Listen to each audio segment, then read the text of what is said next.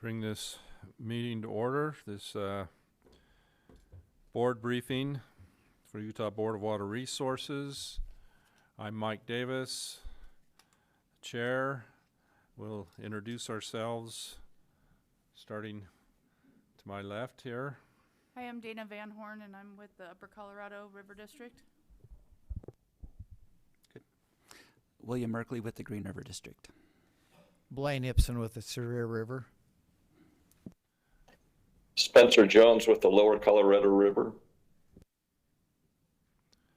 Okay, Candace. Great. I'm Candace Hasenyeger, Director at the Division of Water Resources and Secretary to the Board. And staff with us today are Joel Williams, Shalane DiBernardi, Todd Stonley, Marissa Egbert, Tom Cox, Ben Marett, Bradley Caldwell, Ethan Stayner, Jessica Chen, Shannon Clow is taking minutes. Thank you, Shannon. We have Sarah Schechter from our AG's office. Thanks for attending, Sarah. And Edward Mueller, the Deputy Water Agent. And then our amazing AV team behind the curtain, Carmen McDonald and Seth Majors. Thank you. And we want to excuse Tim Hawks today. He will not be attending the meetings, and Brian Steed will just be a few minutes late, and he'll be here.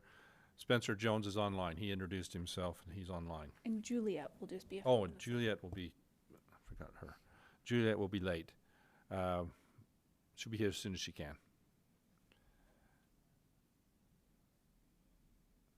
Okay. Looks like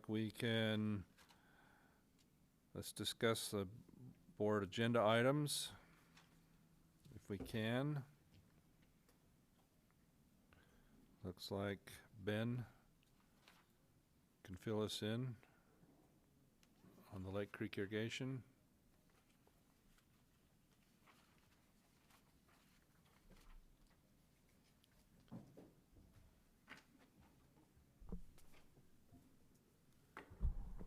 Good morning, everybody. Sorry, I was lost in thought there for a minute. I didn't even... It's just so peaceful. Everybody just calm. I was definitely somewhere else. So yeah, we have the Lake Creek Irrigation Company coming today. They have a proposed project. They want to install a new diversion structure on Lake Creek. They want to install about 6,500 feet of pipeline. Well, more than that. 6,000 feet of 30-inch pipeline, 6,500 feet of 24-inch pipeline, and then they're going to install a system loop and install a new pressure reducing valve on their system, and also put in a system meter, water meter, that is. And the purpose of the project is to address a number of issues, including pressure deficiencies in their distribution system, to address water quality problems, they have a system master plan, and as their system converts into, from ag to residential, it's going to create different water demands on their system. It's going to help to address that, to accommodate growth in the area. And the project is expected to cost about $10.2 million. They're seeking 85% from the board. Based on the economic feasibility, which we did, we expect about $407,000 of benefit from the project, and 85% of that is $346,000. So that's kind of where we set the recommended payment at. And then they have we're recommending a 1.26% interest, which is a weighted average based on the ag and the secondary components of their system. They service both. Are there any questions? I do. Yeah. Mr. Chair. Please. When I was reading this, I don't understand why the interest rate's different for ag versus the secondary. I mean, they seem to pay about the same per share, almost. I mean, the ag gets a bit of a break, probably for quantity, but... I think that's a question for Shalane, Marissa.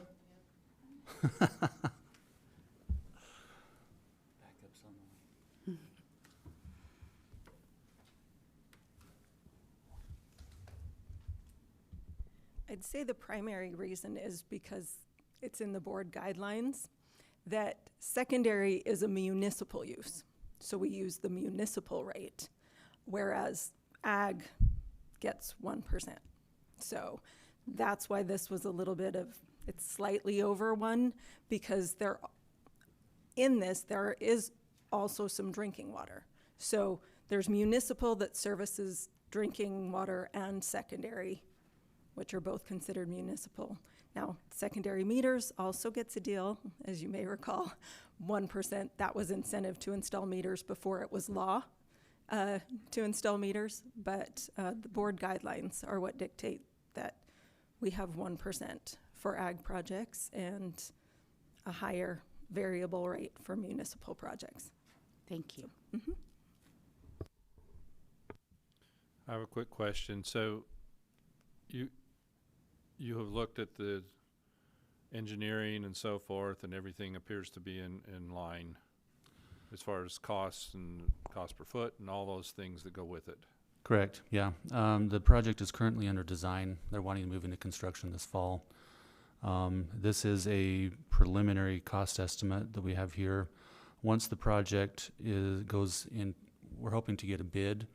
You know, once the project is bid and we have a pretty finalized cost, we'll bring that to the board for committal of funds, hopefully in October. But this is a preliminary estimate, and the prices are a bit high, but it's because the cost estimate is pretty simplistic.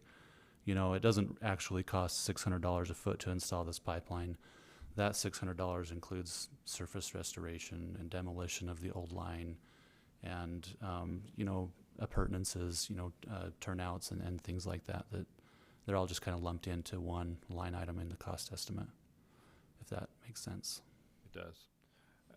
I know this is my area. I actually live just below this irrigation company's boundary, and it's very needed, particularly as some of the areas have turned to residential. It has disrupted how the ag systems work, and it's taken pressures away, and we're trying very hard to preserve agriculture in the area. There's a lot of pressure to not preserve it and to turn it into residential, so this would be a huge benefit for that purpose as well.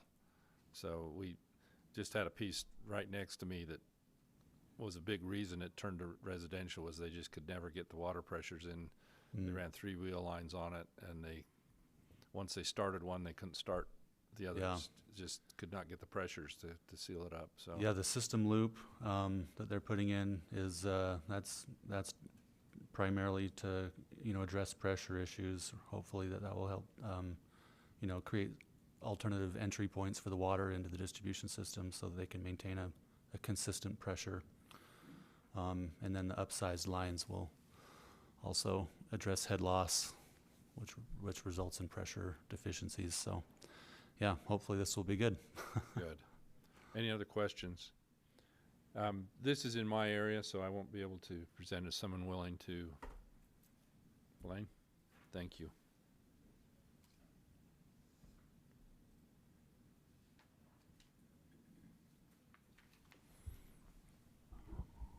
Any other questions for me?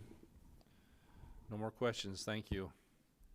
I will comment, I skipped, I always miss something like this, but we will need somebody to approve the minutes when we get to the meeting. Is there anybody willing to do that? Dana, thank you.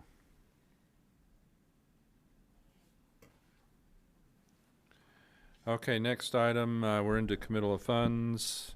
RE 472, Davis and Weber Counties Canal Company. Tom?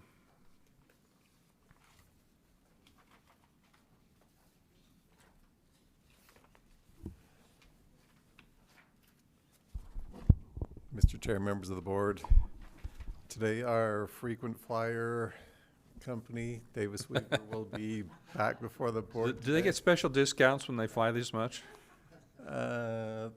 When I leave, they may find out that I've been giving them a good deal for the last 30 years. So Perfect. we'll have to see.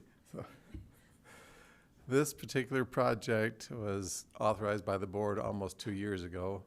It's taken so long to do that because a couple of other projects driven by UDOT have kind of jumped in front of this project in priority. So but nothing's changed. The Davis Weber's main means of delivering their water is the Davis Weber Canal Company, or Canal, which runs from the mouth of the canyon through the valley. It's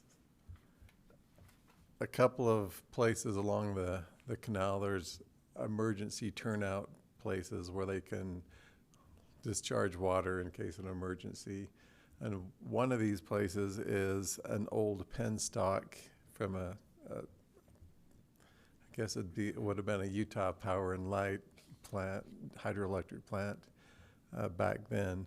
That's been decommissioned, but they're still using that penstock as an emergency discharge point, and also in the spring was a flush their system. They use that to discharge the water and debris from the canal. That penstock was installed in about 1910. It was just a steel riveted pipe, and it's past its useful life. The steel is rusting. There's leakage. The concrete foundations that are holding it are deteriorating. So they need to, in order to keep using that point, they need to replace that pipeline. So this project will be to replace the pipeline and make improvements on an open channel that's below the pipeline, so they can discharge water from their canal into the Weber River. So the project cost is about $1.175 million, and it's proposed that they get 85% of that amount from the Board of Water Resources. That's $999,000. The repayment is the same as authorized. It's 0% interest over 20 years with annual payments about $50,000. And it will be coming from the revolving construction fund. That's why they're getting the 0% interest and a few shorter years. So any questions about any of that?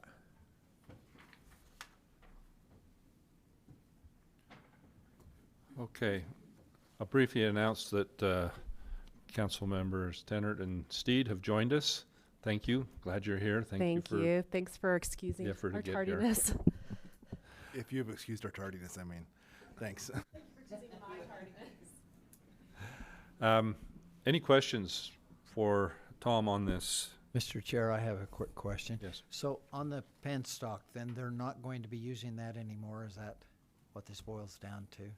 Yeah, the hydroelectric plant was decommissioned probably in the 70s, so it hasn't been used for quite a while. But are they going to continue using that penstock to drain the canal, or They will be removing the steel pipe and replacing it with HDPE. okay.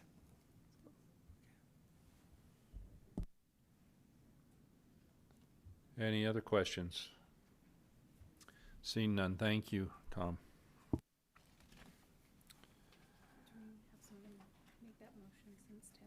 Oh, that's right. Since Tim is not here, we will need someone to make that motion. Thank you.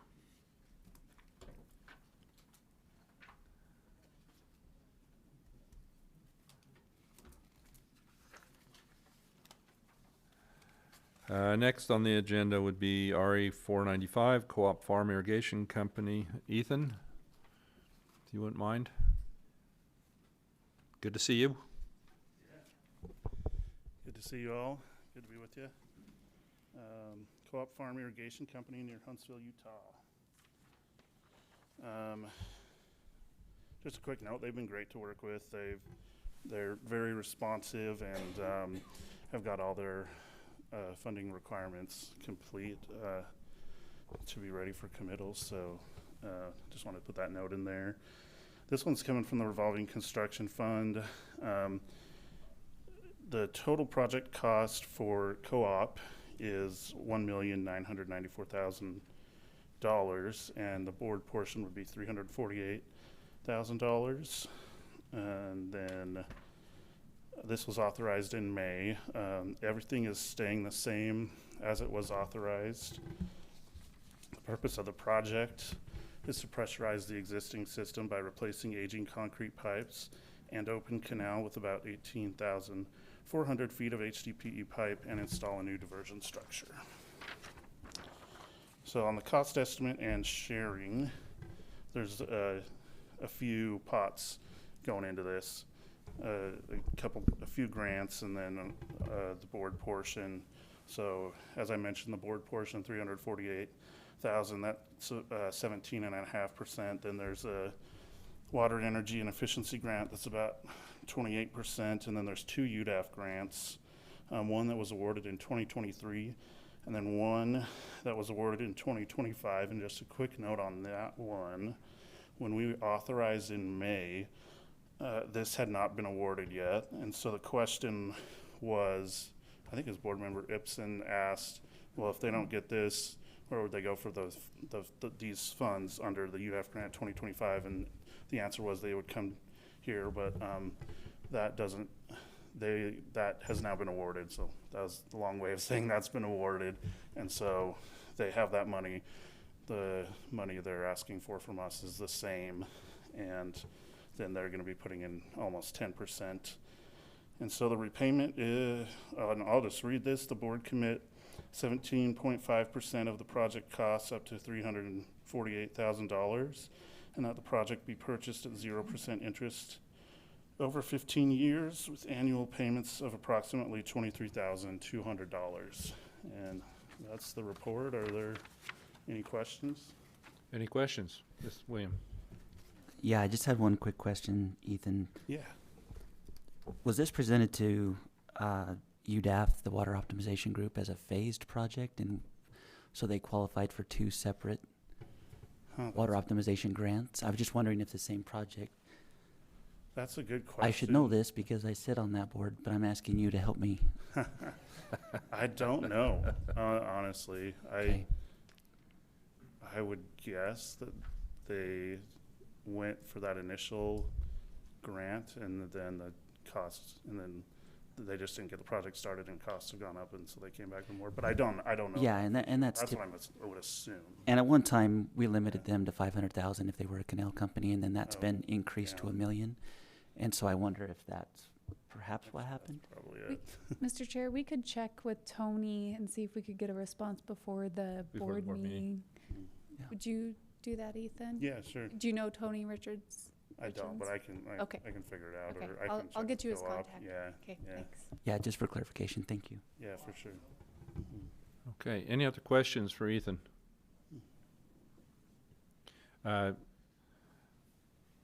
It's a busy day for Tim, who's not here. So is there someone willing to make the motion on this one? Thank you, Dana.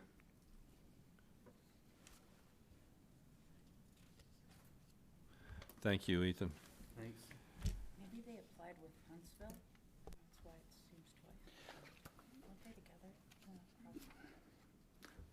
It does appear that Huntsville also has 2 grants. Yeah. And so the same answer would be for, Okay, yeah. that makes sense. I didn't know if one was one and one was the other. Yeah. Okay, let's discuss the RE 496 Huntsville South Bench Canal Company. Mr. Chair and the board, good morning. Good morning, welcome. Thank you. Good to see y'all. So this is Huntsville South Bench Canal Company. It is partnered with Co-op, so it'll be kind of the same what Ethan said, so sorry about that. But they will be pressurizing their irrigation system by installing approximately 18,400 feet of HDPE pipe, constructing a new diversion structure, and upgrading turnouts with new meters. The project is expected to conserve about 150 acre feet of water that will be later used in the irrigation season for additional crop yield. Like Ethan said, they had a pending 2025 UDAF grant, and I believe they shared that grant actually. And it has now been awarded, so they will not be coming for additional funding as well. Let's see what else. They will be increasing 5 acres of extra ag land, and they will be increasing the crop yield of estimated 1 ton of alfalfa. This project will increase the conveyance of water from about 80% now to around 100%. And let me check. The terms remain the same. That we will commit 16.1% of the project cost up to $320,000, and it'll be purchased at 0% over 15 years. So, and that is my report. Any questions? Any questions for Brad? Yes. So I guess this goes to this one and the last one, both increased depletion. I mean, we're losing, I mean, there's less, the applicant will use the same amount of water, correct?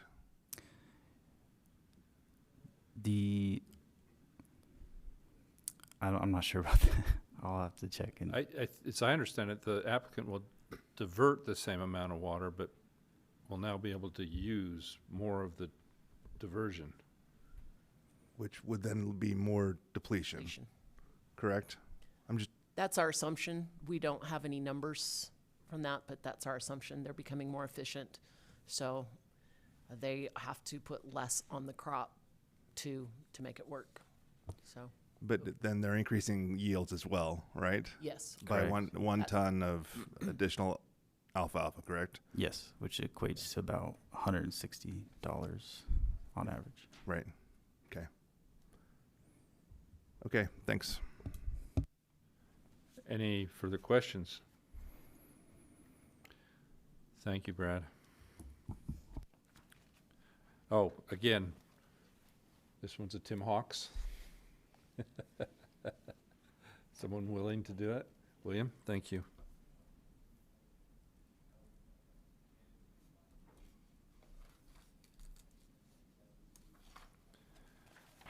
All right, moving on. We're going to new applications, RE 500, Smithfield Irrigation Company.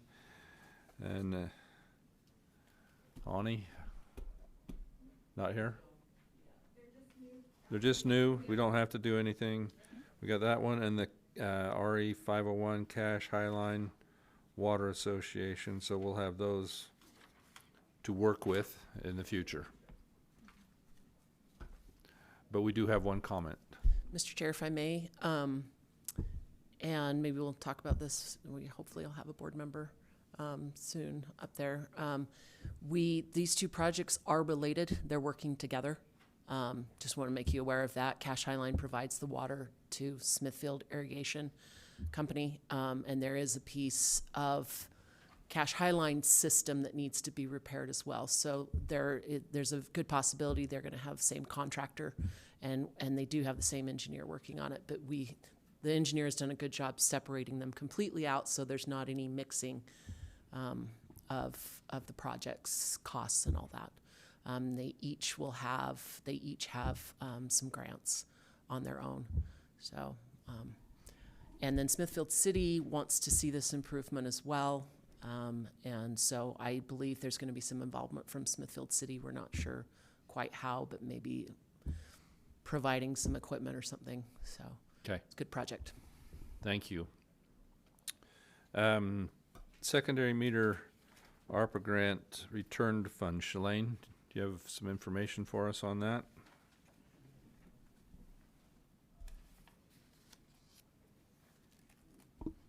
Yes, and I won't take too long in here. We've discussed this over time, what's coming. This is to just ask you today to take some action, so when we do have a number of how much funding is coming back to us, whether from withdrawals or because projects have been completed under budget, which is a great thing, except we don't want to lose any unused ARPA funds. So today I will be asking you to set a 5th application period for these grants, and set that same requirement we asked you to do last year at our 4th application, that any eligible applicant will need to meet all board, state, federal requirements. So they'll have to have an active UEI, all of those things that make it simple to get a contract going. The idea is that ARPA funds made available this year, ARPA grants for secondary meters, will be 60%. Next year it drops to 50% according to the code.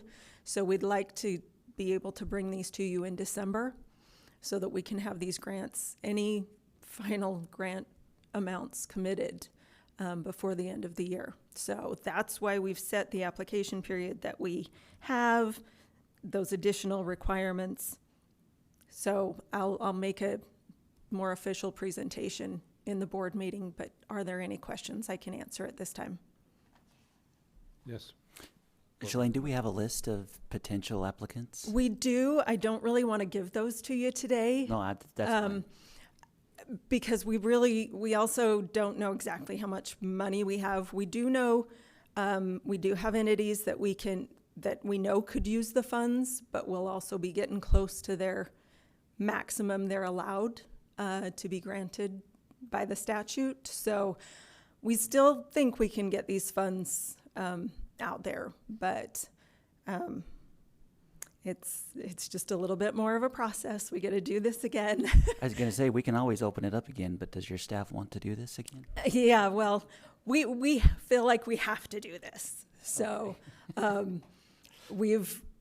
there's been a lot of pressure, and we talk about 250 million, but really it's 265. We got 15 that went to water conservation projects. So we've done a lot of really good work and don't want to let any of that lapse and go for anything other than it was intended for.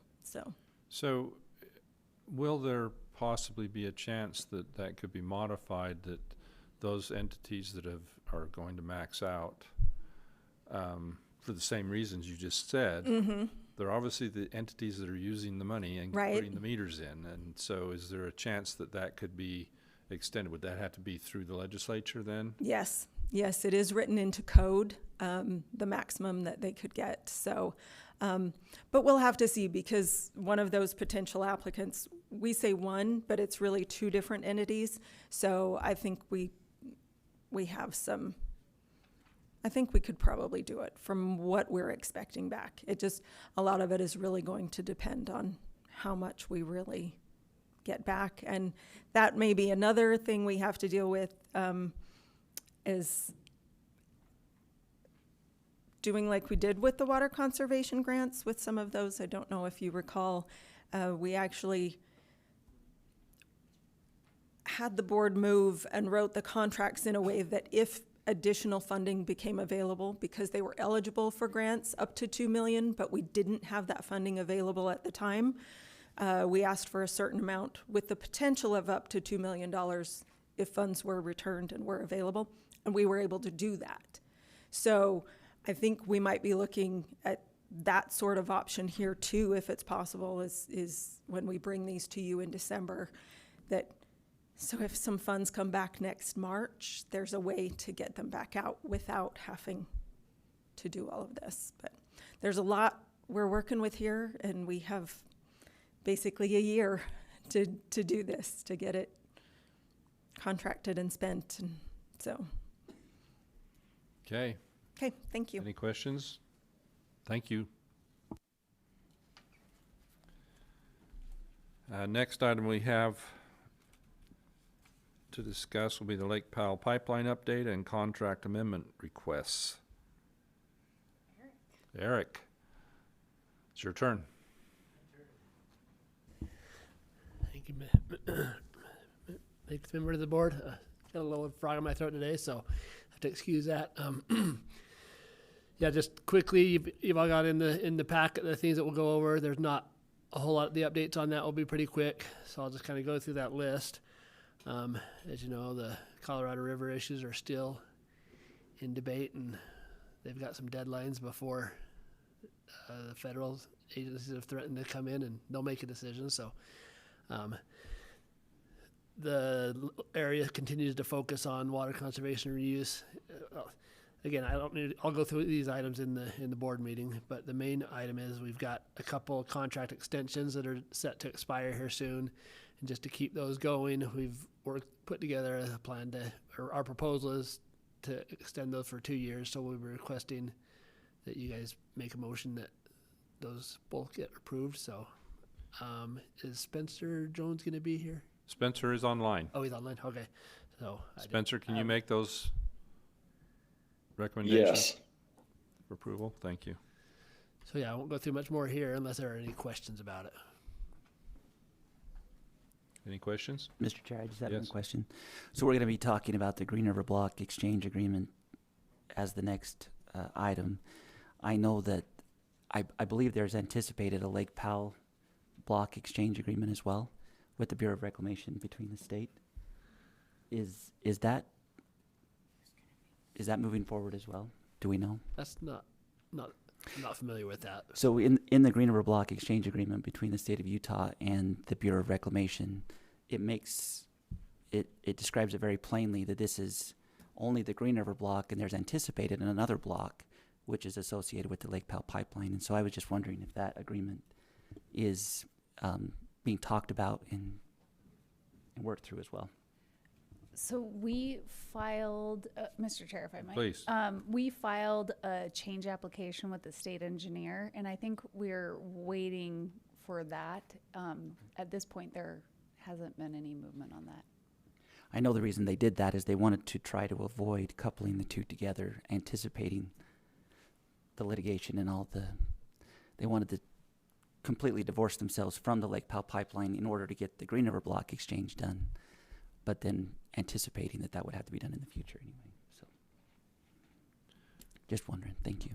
Okay, any other questions for Eric? Thank you.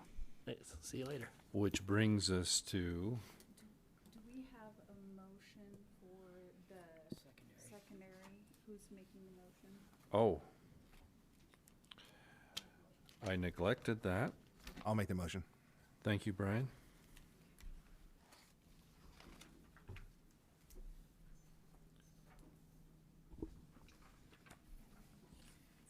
Sarah's gonna cover the Green River Block for us. Oh, Good morning, Mr. Chair. good morning. I'm here to You got in your chair and I didn't even, there you were. And here I am. It's my turn, I think. I'm here to give a briefing on the Green River Block third-party contract that Board Member Merkley mentioned. So I have a lot of background here, and I know some of you were involved with the board at the time that the exchange agreement was entered, but some of you weren't. So I'm going to give a pretty detailed background for everyone's benefit. And so I apologize for the length of the presentation. So just backing up, as Board Member Merkley said, in 1996, the Bureau of Reclamation assigned the water right, not the storage right, but the flow right associated with the ultimate phase of the Central Utah project to the Board of Water Resources.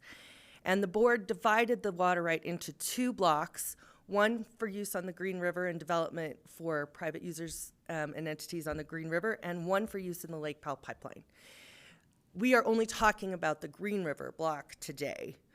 Since 1996, the board has assigned much of the Green River block water right to multiple water users for the purpose of developing the use of the water on the Green River. As part of the assignment to the state of Utah, the board agreed that it would enter into a water service agreement if it were to store water in or directly benefit from Colorado River Storage Project facilities, CRISP facilities, which includes Flaming Gorge Reservoir. And so to ensure conformance with the water service agreement provision of that assignment, the board entered into a contract, that's the exchange agreement, with the Bureau for the exchange of the Green River block water. So under the exchange, the board allows a certain amount of natural flow to go down the Green River out of Flaming Gorge, to assist the Bureau in meeting its obligations under the Endangered Species Act in certain reaches along the Green. And in exchange, the state and its assignees are entitled to deplete an equal amount of water from releases from Flaming Gorge. But we are not entitled to make calls on the storage in Flaming Gorge. So also under the Green River Block contract, because the board does benefit, this water right does benefit from the existence of Flaming Gorge, but doesn't involve a storage right, the board agreed to make certain annual payments to the United States as compensation for the benefits received under the contract. In other words, rather than the high-low flashes that you would normally get under the Green River, the releases from Flaming Gorge create a steady flow that allow for better development of water rights along that stretch of river. So the annual the annual payment is based on two rates. The first is the annual contract rate, which is multiplied by the number of acre feet depleted each year, and a operation and maintenance cost fee, which amount is equal to $3.37 per acre foot, to be assessed on the amount of annual depletions that occur due to changed uses on the Green River Block water. So the Green River Block contract between the Bureau and board requires the board to enter into third-party contracts with any user of a segregated portion when the user seeks a change application for uses that would be made post-2019 when we entered into the exchange agreement. These third-party contracts stipulate that the user will reimburse the board for the contract rate and the operation and maintenance assessment. So that brings us to today. Mr. Kent Rame has acquired, or nearly acquired, a segregated portion of the assigned water right from Uinta Water Conservancy District. Mr. Rame applied to the Colorado River Authority to use this water right as part of the demand management pilot project. So essentially, he's going to do a split season fallowing, and after July 1st, for the 2 years of the program, he's going to send his water from just down the river to Lake Powell to participate in the pilot project. In order to do this, under Utah water law, Mr. Rame is required to file a fixed time change application, which triggers this third-party contract requirement under our exchange agreement with the Bureau. And so that's the contract that you have before you today. There's some specifics in here that are specific to Mr. Rame, but overall, this contract represents the template that we intend to use moving forward for these third-party contracts. And Mr. Merkley has indicated to me that there may be some other water rights that may qualify for this third-party contract requirement out there. So my recommendation to the board is to approve the third-party contract for payment to the Bureau of Reclamation of fees associated with the Green River Block water rights as to form, and to allow board officers to enter third-party contracts as the obligation arises. So in other words, if you approve this as to form and authorize your board officers to enter into these contracts, we don't have to bring each and every third-party contract before you each time the need arises. But that's your option to do that. Okay, thank you. Mr. Chair, Yes. if I might, Sarah, it doesn't look like the motion you just read is in the board book, so we will need an updated Yes, motion. Shalane has an updated Okay, perfect. motion for you.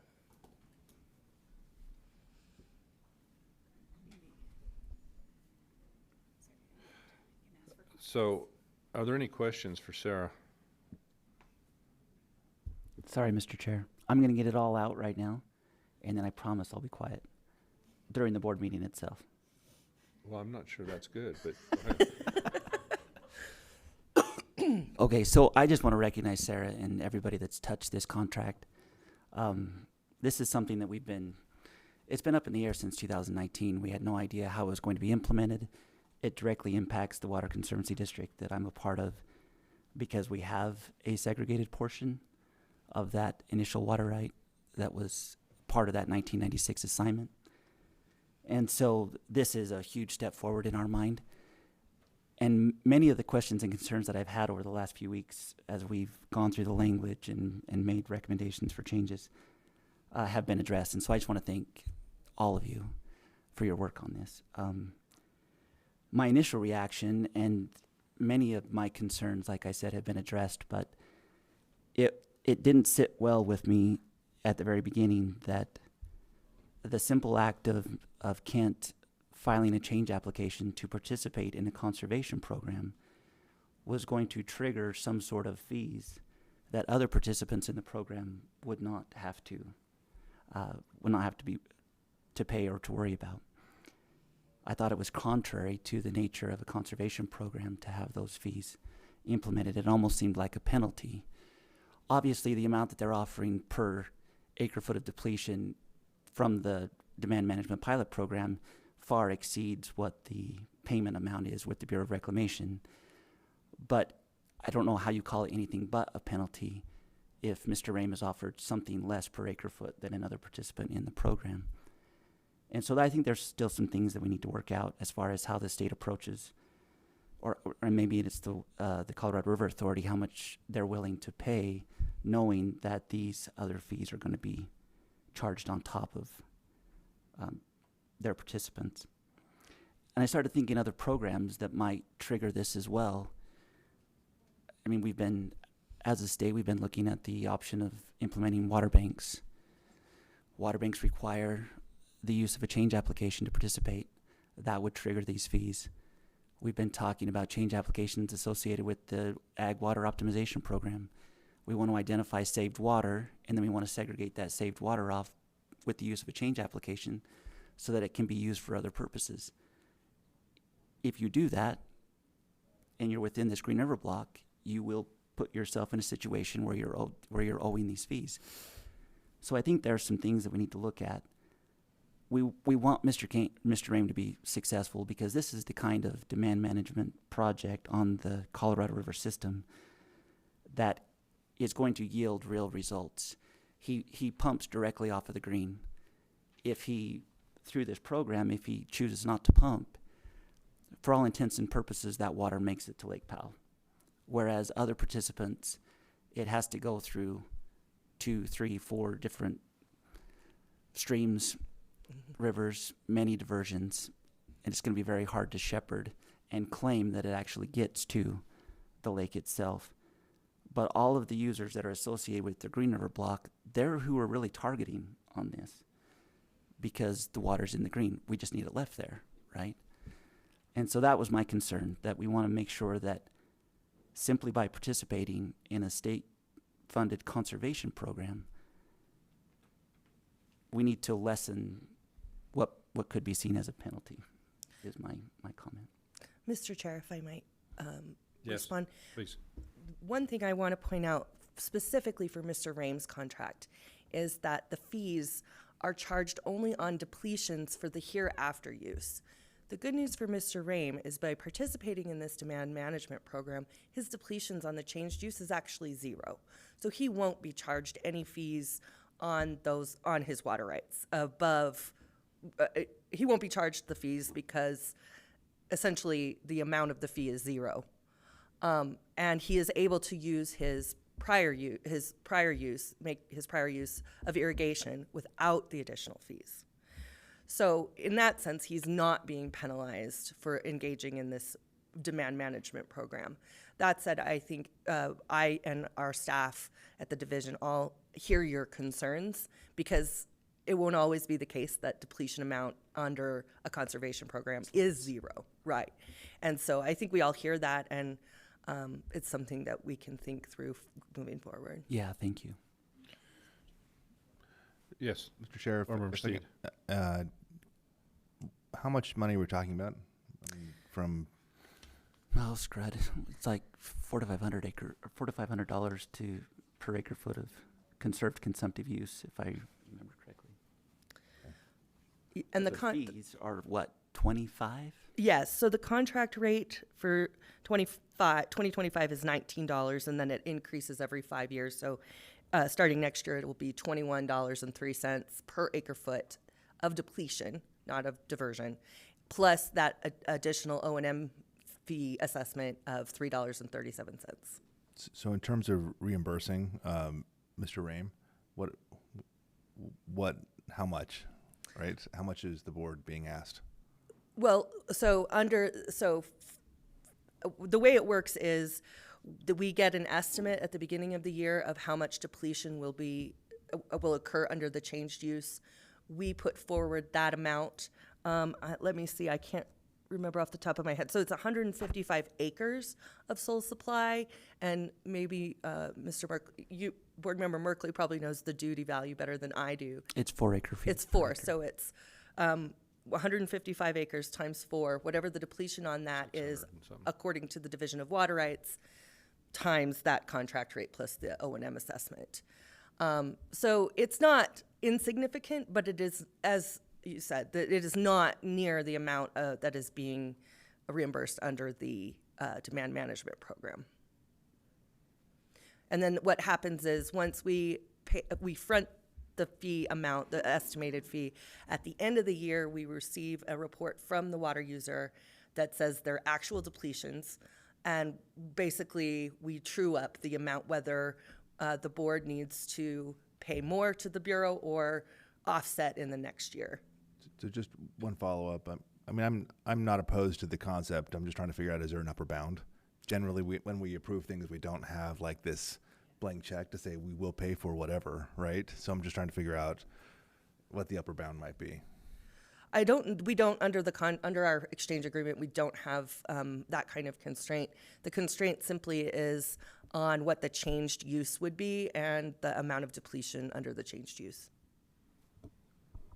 Mr. Chair, and my understanding is the board is not expending any funds. The board is just simply a pass-through.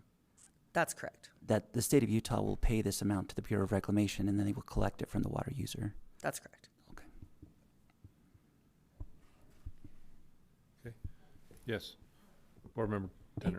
Thank you, Mr. Chair. And again, I'll just be completely transparent in my lack of familiarity with this and just some of the concepts. So forgive me if my questions are naive.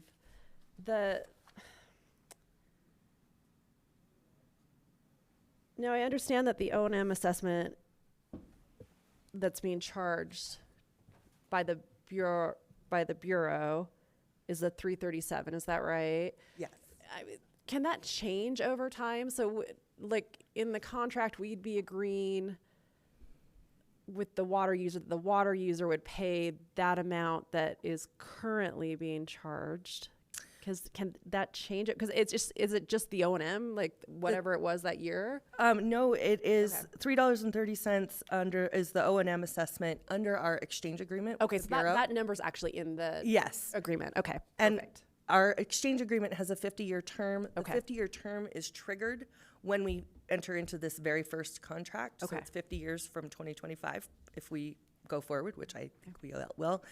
And only at the time that 50-year contract expires can the Bureau change the O&M assessment. The contract rate, which is on page 2 of the draft that I think you guys have a copy of. That's right. That it does index up 2.05% annually every 5 years. And what's the 2.05 based on? Is it? I'm not sure. Okay. Frankly. But again, that's coming from, and again, this is where I'm showing my naivety, but like that's coming from the Bureau, the 2.05. So it matches. Yes, it is. It is in our exchange agreement with the Okay. Bureau. Okay, excellent. Thank you. I appreciate it. Yeah, Thanks for confirming that for me. It's a complicated contract. Yes. Sorry, just one last question. I'm sorry. And again, I'm operating at the height of Mount Stupid, so I apologize for the question.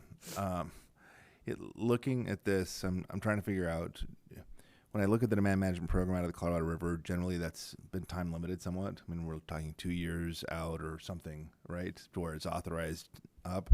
That's correct. The terms of this contract seem 50 years. Is that what I'm reading? No. So the term of the third-party contract is for the life of the change. Okay. The term of the exchange agreement with the Bureau is 50 years. Got it. That's what I needed. And so if I might just expand on that a little bit, a fixed time change application, you can file for up to 10 years on a fixed time. Even though the demand management program was only for a 2-year program, it makes sense for a water user to just file one fixed time change for a 10-year period in case the program gets renewed or there's another opportunity for the same or similar use. Any further questions? Director Hassenjager. Yes, Mr. Chair. And Sarah's done a really good job describing this, I'll say complex item, and has a lot of history behind it. So thanks, Sarah, for all your work on that. I would just like to kind of clarify two things. So really we're talking about anything prior, any use prior to 2019 is kind of grandfathered in. So nobody who's using that water currently is going to be charged these fees. And what makes this contract unique is that it's, and the way the change, our agreement with the Bureau is that it's the change application that triggers this contract. So it's because there's a change of use.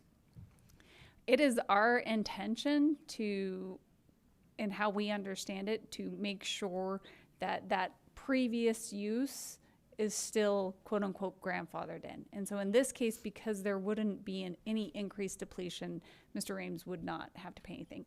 I do have a call in with the Bureau. We weren't able to connect before this meeting, but I think it would benefit us to meet with the Bureau and to address William Merkley's, Board Member Merkley's concerns about this is not going to be the only case in which this comes up and there could be some concerns. So we just want to make sure our understanding is in line with theirs, and so we feel good going forward about it. Thank you, Director Hassenjager, for that clarification. I agree that that's a very important point, that we want everybody who has one of these water rights to understand that they may continue to make their current uses without triggering this fee requirement. It's only on a change that was filed post 2019 when we entered into our exchange agreement that triggers the fees. So, and I don't have any experience with this Green River block or the Colorado River block. I do have a lot of experience with federal water through the CUP. I know a lot of those amounts were calculated at the time from the federal end due to the subsidy that the federal government is giving for the cost of the water. And in our case, I know it was always the case that if we ever changed anything, we had to fill in that break of subsidy.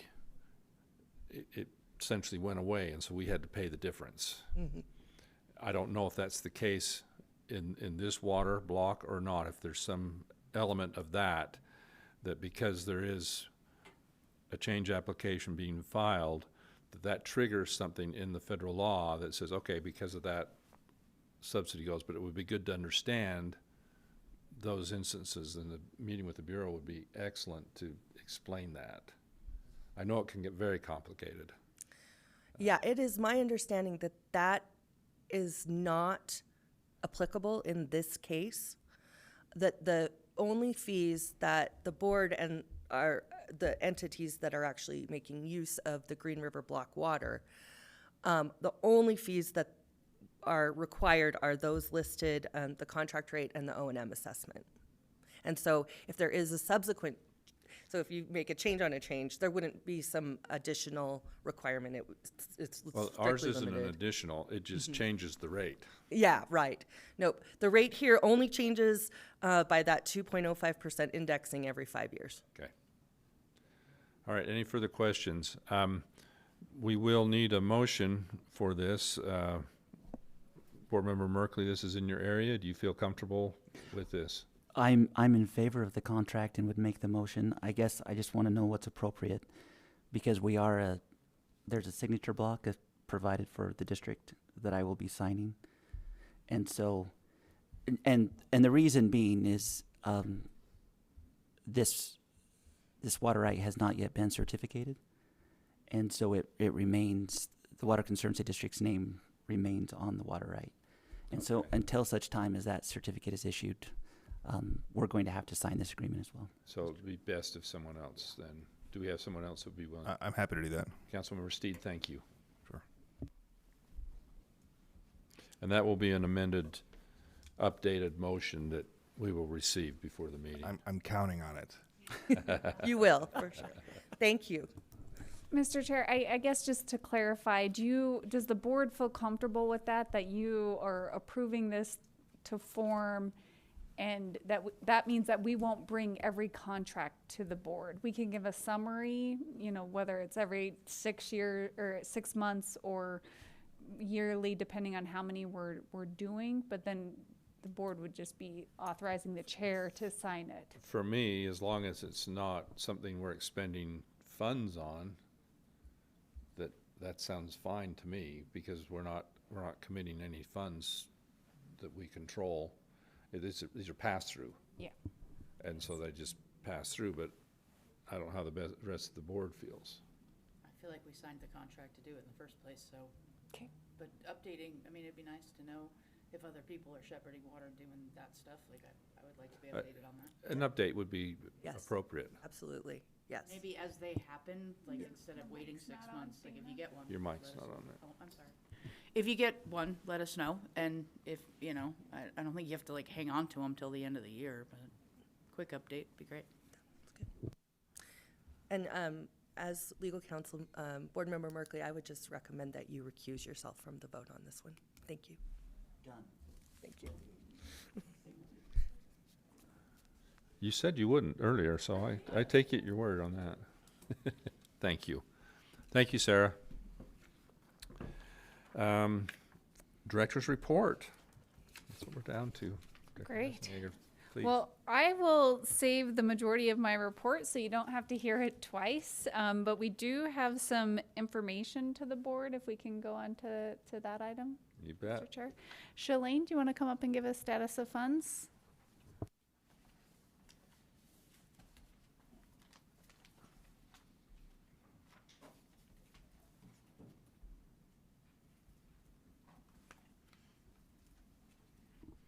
Good morning. I'd be happy to provide a status of funds and also answer a couple questions that were out there. Yes, there is a separate Lake Powell pipeline block contract with the Bureau, and the rate of 2.05% that it's increasing every 5 years is actually it's stated in the Bureau's Green River Block contract that is the estimated historical average of reclamation's construction cost index. So that's where that came from. And yes, I do have an updated motion that I will give to you, Brian. The status of funds, we just started a new fiscal year, so things look different than what you've been seeing the last few months. Maybe a little bit sparse as far as actual projects, because we haven't done a lot of contracting since July 1st, and all those ones done last fiscal year have now been, they're still out there, but they've disappeared from the status of funds. So you can see our revolving construction fund still has funds available. So we've got these 2 projects we're asking you to commit today. Oh, 3. I take that back, 3. A little over $1 million today. So moving right along there, but do have room to accept new projects. Dam safety always shows a balance, but we know that there are dams out there working on things, and Tom keeps track. Tom keeps really good track of what's coming down the list. And just so you all are aware, we have, even though this shows we've got over 17 million available, we did submit a budget request to the governor's office for additional dam safety funds, because Joe's Valley has now been evaluated by the Dam Safety Office and ranks right at the top of the list now. So even though others are already underway, studies, design efforts, Joe's Valley will move to the top, and it's expected to need about 25 million in board grant funds. So just beware. if we don't get additional funding, things may have to wait a few years while that builds up so we can pay for that one. Our Conservation and Development Fund still has a healthy balance. We did separate off the Colorado River Reuse Project. It has its own page, but you can see the projects that are sitting out there. The new one from Lake Creek Irrigation Company to be presented today. We'll add another 8.6 million to funds obligated, but we'll still have almost $100 million available now that we've added in what we expect to receive in repayments and interest and sales tax that goes into the C&D fund this year. So we can still fund projects from our C&D. The reuse are fully committed, overcommitted, as you know. To fully fund that one, we'll need next fiscal year's $50 million as well. And then our small system secondary meter grants, those are the ones that always look interesting because we get a $2 million appropriation every fiscal year, but we had overcommitted those. So at this point, we show we have just over 200,000 available for those. So if we do have some of those secondary meter folks, ARPA, we can also have a little bit of the small system. If we have a small system apply, we can utilize these funds as well. And then on the last page of the status of funds, you can see we got those 2 new applications are also in there. There are some on there that have been sitting there for a very long time. We've discussed this before. Some of them we've just been asked, please don't take them off because someday they're coming. So it's just to show that someone expects to use your funds in the future.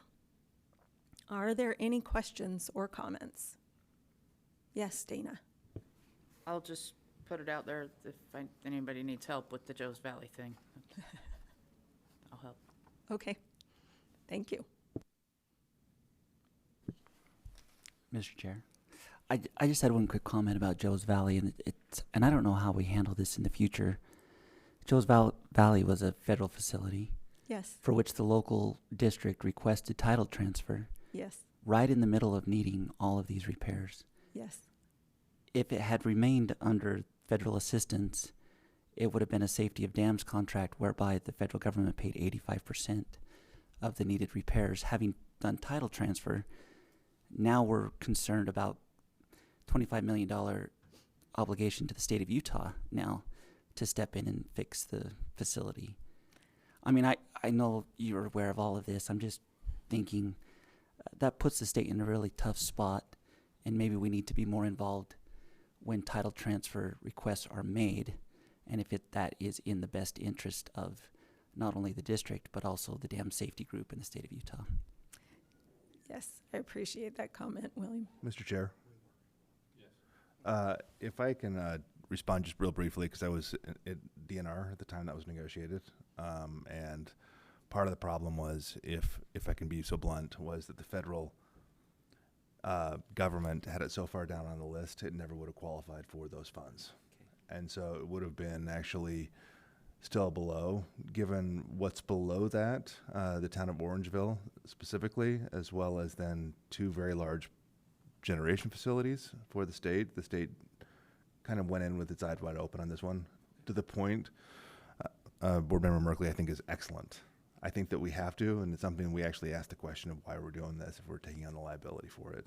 That being said, probably the idea of safeguarding something that wouldn't have been safeguarded otherwise, it probably outweighed the other ideas. So, thanks. Thank you. And yeah, Mr. Chair, if I might, I think that both of those express what a lot of staff at the division were concerned about.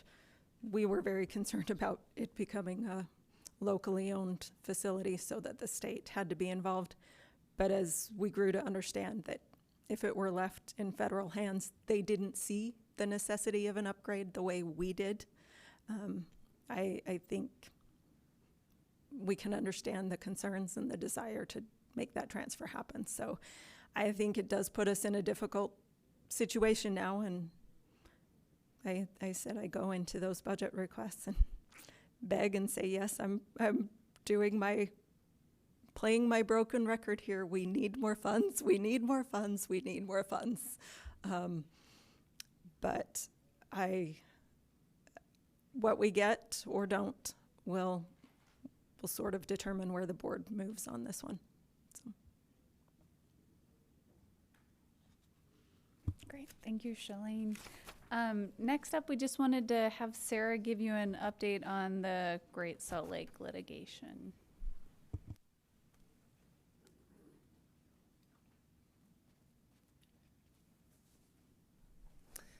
Hello again. Just a very brief update. I think we are talking about giving a more thorough update at the October meeting and even going into closed session in order to do that. But where we are right now is the state defendants, including the Board and Division of Water Resources as a defendant intervener, filed our answer back in June. And right now we're in what's called fact discovery, where the parties have exchanged our initial disclosures and now are exchanging discovery requests. We have received interrogatories and requests for production of documents from the plaintiffs, and we are currently working with outside counsel who is helping us to compile those requests and answer those interrogatories. As you can imagine, a lot of the documents especially are extensive. So that's where we are in the case. And fact discovery concludes after 6 months, which I believe will be up sometime in July, but I would not be surprised if it gets extended in this case due to the complexity of the issues involved.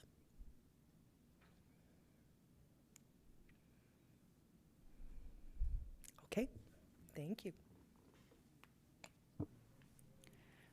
Okay, thanks, Sarah. Oh, sure, yeah. And one more legal matter, just to advise everybody on. We are still awaiting the Waterhorse decision from the Supreme Court. I don't know when they will issue that decision, but as soon as we get it, we will give a thorough report on what it says. So, great. Thank you. Thanks, Sarah. And then just to update, so we obviously postpone our tour. I'm not sure, Shalane, do you have more details about October you want to share? I don't have more than what was sent in emails, but not sure if all of you see all your emails. So as a reminder, what we'll do is we will plan to hold the meetings, both briefing and board meeting, in the morning of October 9th at Jordan Valley Water Conservancy District offices, and then do a shortened tour that afternoon. So it will be in the area, mostly to see Metro Water District's Aqueduct Resilience Project, but we will see what we can fit in that afternoon and do that for you. So, which leads me to my next point. A couple of points. Our Thursdays, we're working on next year's board meeting dates. We plan to send out and ask you if our proposed dates work for you. Are Thursdays still a good day? Should we be looking at something else? And what month is best for a tour? Is August rough because it's summer, back to school, all that sort of thing? Is October better? Is June better? Does it depend on the location? Discuss. I mean, just observations from kind of seeing and being part of the reason for reshuffling in the past. It is interesting. We've moved to October a couple of times, so I would just take that for what it's worth. Mm-hmm. So that's my 2 cents there. I do like the idea of again, being around for a little bit. I do like the idea of a set month for the tour for what it's worth. I do think, and so I like October. I was going to say the last 3 years we have moved from August to October. And I know some of it was related to weather, but then now, even not related to weather. Right. So October feels good, at least for Brian's nodding. Yeah. Yeah. And then just for what it's worth, I think I can plan I know I randomly had a class scheduled that I didn't expect for Thursdays, but I'm fine for the rest of the year. So that's fine, except for today, and we worked that out. Pros and cons, but we might want to think about, I mean, the day of the week, but then also the timing. Our meeting spanning basically a whole day. Right. Gets tricky, and it's fine. I mean, I think that we have some pretty big, important issues to deal with, and so I think they deserve our attention. And if the whole day, that's what we need. But I don't know if there's a way to condense into the morning or into the afternoon. I was going to say, et cetera, et cetera. we do condense it a couple times a year, Yes. where in March after water users, it's all contained in an afternoon. During December, it's all condensed into the morning before the board luncheon. So if that's what you'd like us to do moving forward, is shoot for morning meetings, and let's get an early start and try to get it all done before 1 p.m. I think we could probably do that. There may be times that it's difficult, but Dana. As somebody who has to drive home after the meeting for 4 hours plus, it's great if we could get it. Like, I was bummed that we weren't starting at 8 today, like Okay. it said that we were, and that I had to drive from Sandy. But actually, totally like the hotel. We'll stay there again because it was fun. I went shopping. Like, I had a great time by myself. Like, it was fabulous. So yeah, Sandy's great. But being able to like condense that and get on the road faster is way better for me. But I didn't know if doing all that was hard on your AV staff and hard on, there's a lot of other people besides the ones sitting behind this thing that have considerations to make, or we need to make considerations for, to make this work as well as it does. So I'm happy to do what we're doing or change something, but later is not in my happy place. I really appreciate those comments, Dana, and your consideration for others. I will say one of the big things staff has noticed and been commenting on, our board used to be filled with mostly retired people who could come and go and do as they wish and dedicate a day. It wasn't a big deal. And that's that's just not the case anymore. So with so many of you having other jobs and this is just a side gig for you, we really want to be able to accommodate what works. We want as many as possible to be available to make these decisions. So I appreciate that.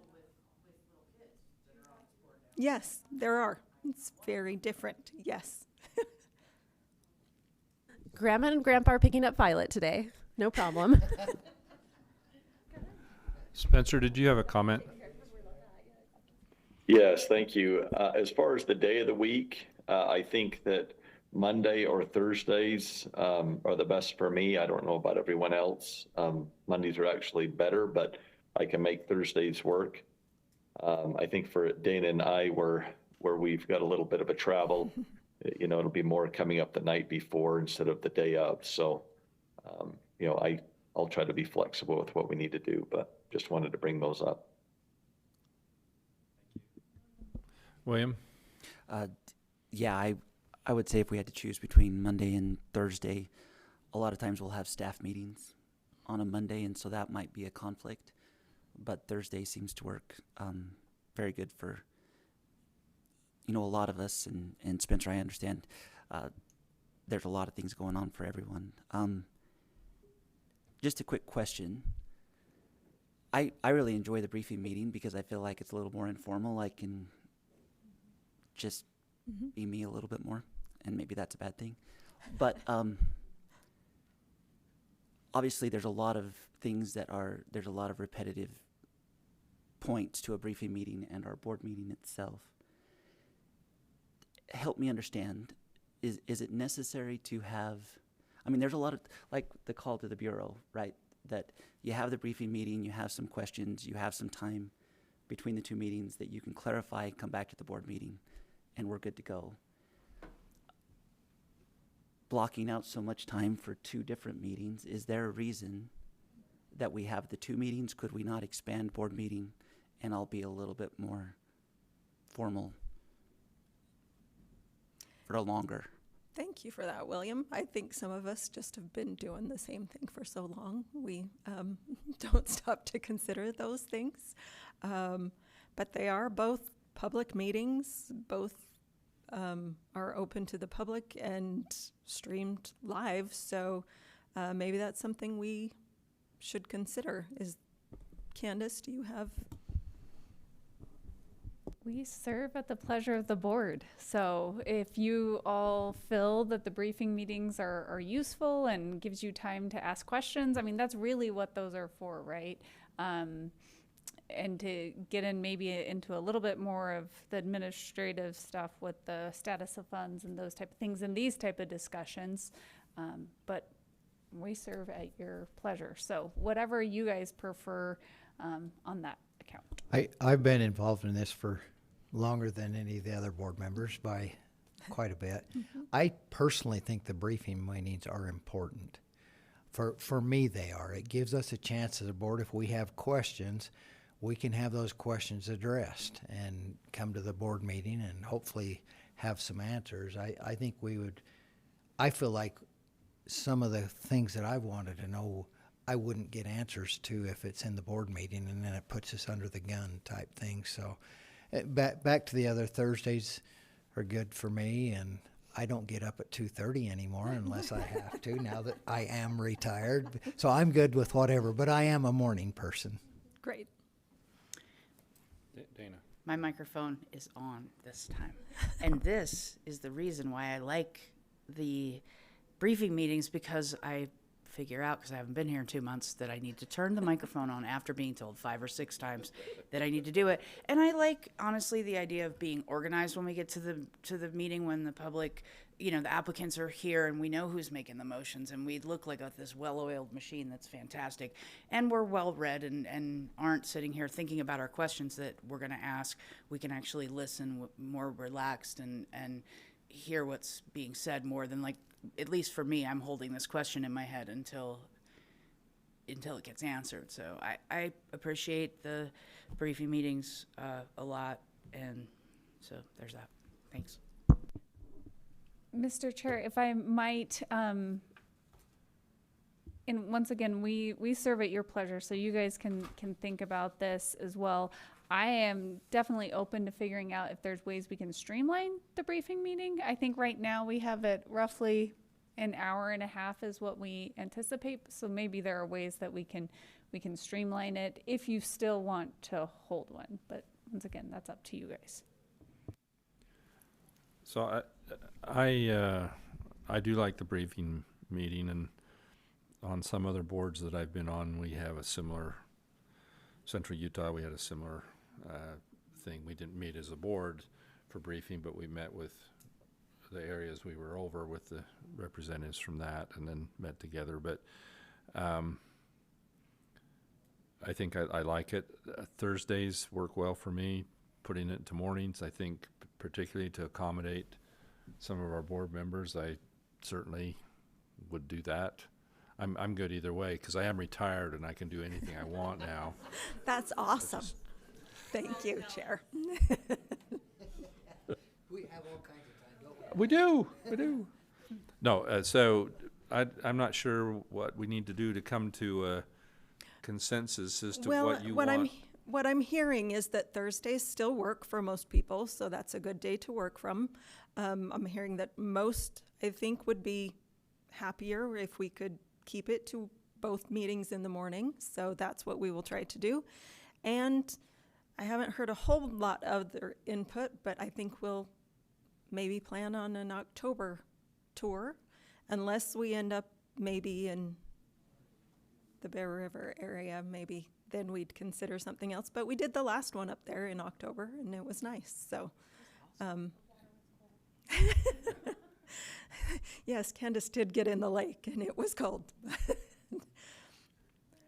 So I appreciate that, and I think we'll probably, let me see what you'd like. We have some proposed dates. Would you like those emailed to you so you can check your calendars? And then we'll plan to actually adopt next year's schedule at the October meeting. Does that work for you? Okay, that's that's what we will plan to do. Thank you all so much. Okay, great. Thank you, Shalane.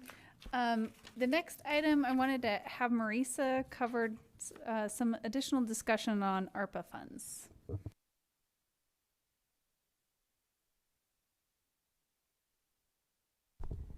Thank you. I need to do just a quick download because I made a change.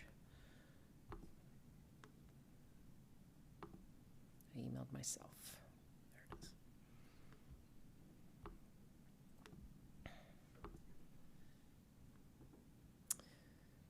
Okay. And this discussion leads us into Shalane asking for a motion. Okay. Oops. Let me close this one. Sorry.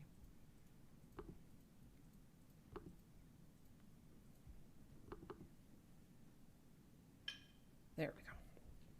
Okay. Sorry, get rid of some of this extra. All right, Mr. Chair, members of the board, just kind of we want to discuss this potential of reallocation of funds. We do already have some funds that have come back. We were at about 4.2 at our last board meeting. We had Salem City completed theirs. And I just want to give a shout out to them. They've been working on metering for like a decade. But they've completed theirs and they returned just over $1 million, which is great, but now we've got to reallocate it and find someone to use it. So we're at about 5.3 million, I think, right now. So what you're seeing right here is most of the list of every entity, and I've listed it by how much has been spent. And you can see some of these numbers of how much they've spent. The GOPB is asking right now, I forgot to get the actual number from Jim. I can't remember if it's 60%, 62%, 65%. It's in the 60s of what they're expecting by this point with ARPA funds, that's how much should have been spent. Overall, we're at about 68%, which is great. And as you can see, these having spent. Now, then we get into some where it's a little lower, but it's Roy. They had a previous contract. So I've marked it as multiple contracts because I was trying to figure out, this list. We start getting into, so what I did yesterday is I started looking at less than 50% on individual applications. This one, Hates Creek, is a little low, but they also have a small system grant, which also has lapsing funds, and so we play a tricky game. Tom does, and Ethan play a tricky game of which funds are we gonna lapse first? We better spend. So that is I'm not worried about them, and they are spending. But we start getting into these numbers, and as you see, I've got some active question mark versus just active, and that's me just going, what is going on with some of these, and so I've got we have 6 project managers, and as you can see their list of names here, 6 project managers, and just trying to figure out all of these, and we start getting down, and again, I'm not worried about the one that say multiple contracts, but as you see, that one's closed out, but as you see, we've got some zeros in here. And then there's the multiple contracts I'm not worried about. I'm going to go over here to my less than 50%. And I flipped it now, so the 0% are up at the top. And now some of these, if they have a higher number in the hundreds, they haven't had their contract for quite as long. But a lot of these entities were I think it was the first 70, RM7070, that got funds committed to them in August of 2022. Oh, how time flies. 3 years ago. Maybe there were issues getting contracts done and such, but we've got a lot here that I'm concerned about that are they going to get spent? And when I total up the remaining amount, it's not showing it on my screen here. It's about 18 million. And you say, well, 18 million of 250, that's no big deal. I don't want to upset the higher ups by lapsing any money. We lapsed some state funds on the small system grant, $1 million-ish on state funds. These are federal funds. If we lapse, they go away. And the GOPB doesn't want them to lapse. So the GOPB is breathing down Jim Egbert's neck, the finance director, and then he turns and breathes down my neck, and then I breathe down the project managers, and then they start calling the entities. So this is something I talked to Candace about, because we're really struggling. I kind of have this thing, it's another part of my personal life, that 10% take up 90% of the time. That's not necessarily true here, but we've had some that we've really struggled with. And, oh, we're going to go exempt. Oh, we're not going to go exempt. And we're running out of time. They can be exempt. We're just asking, we need to spend the money, and if you're not going to spend it, we want it back. We know the GOPB could take this money back if they get tired of this game. And so we want to let the GOPB know what is available, rather than them saying, you know what, we're done with this. Because we're rolling into 1 year. And let me show you a backwards schedule that I came up with. So this is backwards. This is out December 31st, 2026. Reimbursements, so we get invoices come in. I mean, I think Brad had one with 100 pages the other day. And we're going through every single invoice, checking the amount, making sure it even is the right thing. You know, oh, we're not going to replace tires on a truck. Oh, we're not going to do an oil change. You know, we're checking everything. And then they check all that, then they send it to me, and I recheck. So it's a process.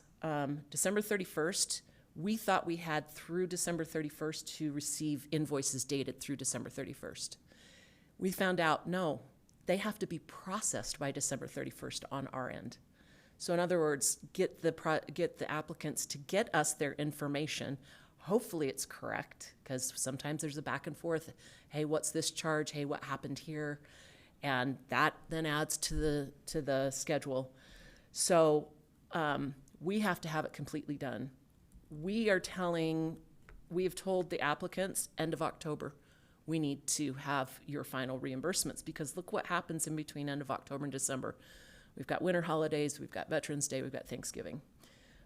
So we're talking about next year, October. So then if we start backing up from that, between February and October 2026, having these funds reallocated to be spent in that short window.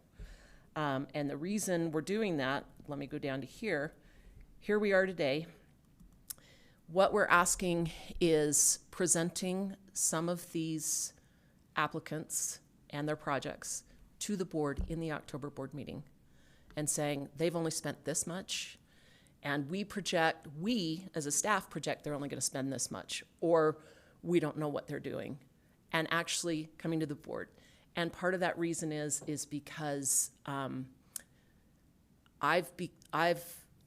the project managers know sometimes I step in, or I say, add my name, Marisa said to do Marisa said, and then I'll say, well, Jim, our finance director, said this, and we throw out GOPB's name every once in a while.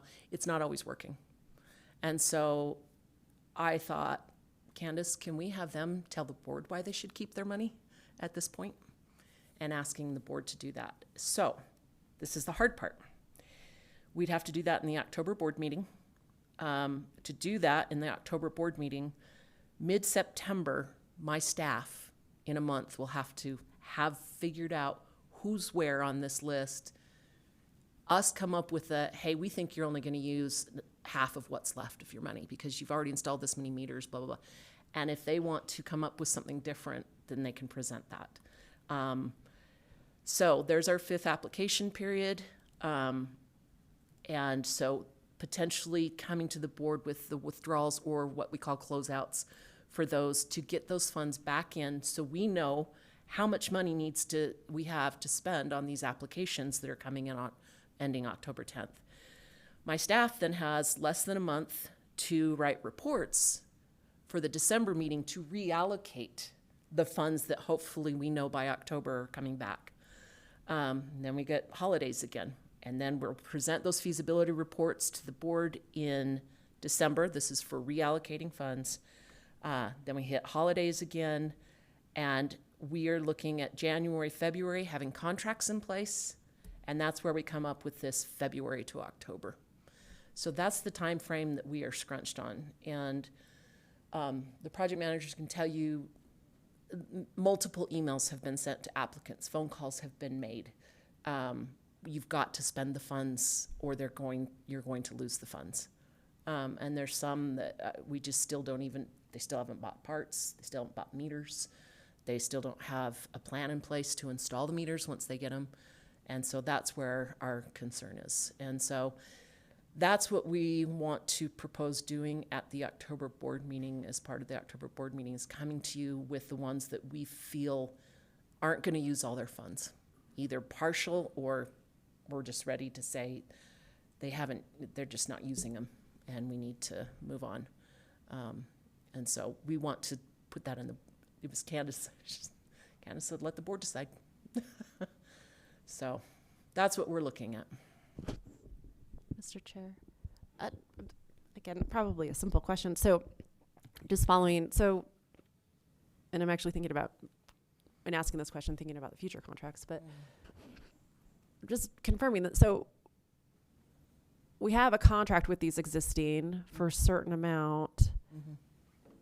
So can we actually claw back in the way, like I'll look at the Shalane Sarah table, but I believe we have. It's in the contract somewhere. I mean, Very I think this quiet. yeah, well, I think so that's what I'm thinking about, like this next round of contracts, and then hopefully we'll be done. I wonder if we should have some more explicit language about certain percentages have to be spent down by this. I know that's a short time, but even with that short time, by X, more, or you have to make a report to the board, or the board can just step in and claw back. Because the fact that you're not hearing back from anyone, that's well, some. How can we give you some teeth? I guess is what.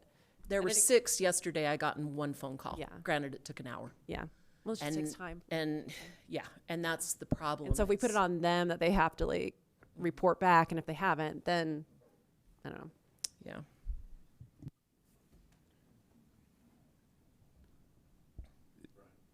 Thanks so much. I would love to have a more formal kind of analysis on the question. Yeah. And again, I noticed when you said, let's look at that table, both of them looked away. I understand. No need right now, but I do think that's important. It'll be an important part of the analysis. Okay. All right. May I? I'm not running away. I did look to see if Sarah was going to say something. She didn't. For the record, Sarah looked out the window. So I will add one note that may possibly come into consideration here, and that we should utilize the secondary meter team to look into is for those that are not metered, they're supposed to have a metering plan by the end of this year. That's part of the code, not part of the contracts, but it's part of the code. So if they aren't moving forward with a plan and they're not moving forward with their metering project, I think the board would be justified in clawing back those funds. But I do think both of those items probably need to be considered. So. And Mr. Chair, I do agree with Brian that we'll take a closer look, and Juliet, we'll take a closer look at the contract to make sure there's not anything that prohibits us from doing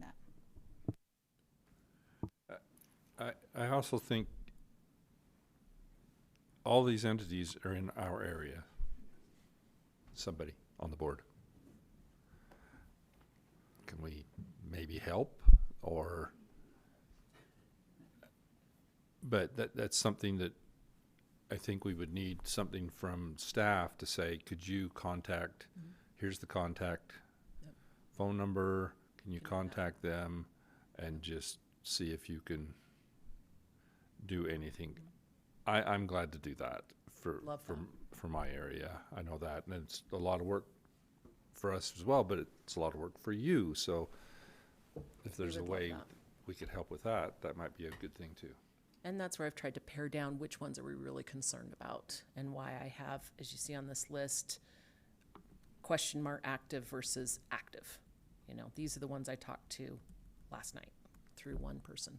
So I feel good about them. So. Oh, Dana?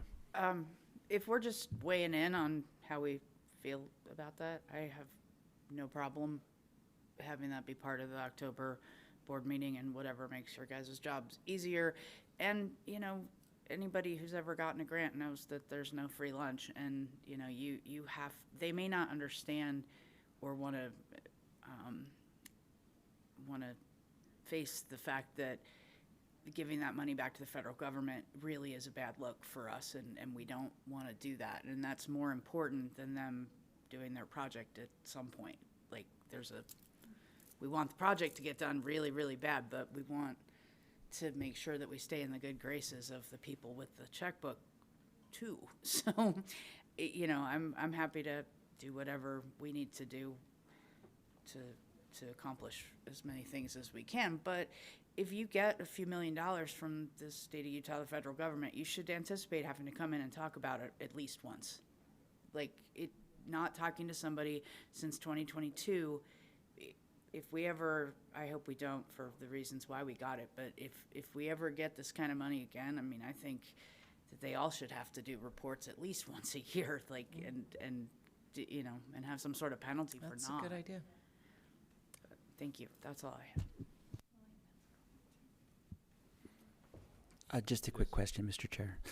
So we obviously want to be able to spend this money for the purpose for which, you know, it was given to the board here. Has the state indicated, or the governor's office, that at some point they're going to need an opportunity to reallocate those funds so that they can be spent as well? So maybe that's a question. If we exhaust every effort within this organization to make sure that they're spent for this purpose, at what point do we actively say, governor's office, this is the amount, do you have a spot for it so that you can use it for the benefit of the state before the feds take it back? I know those discussions have been had with Jim Egbert. I don't know, there might be a deadline at this point.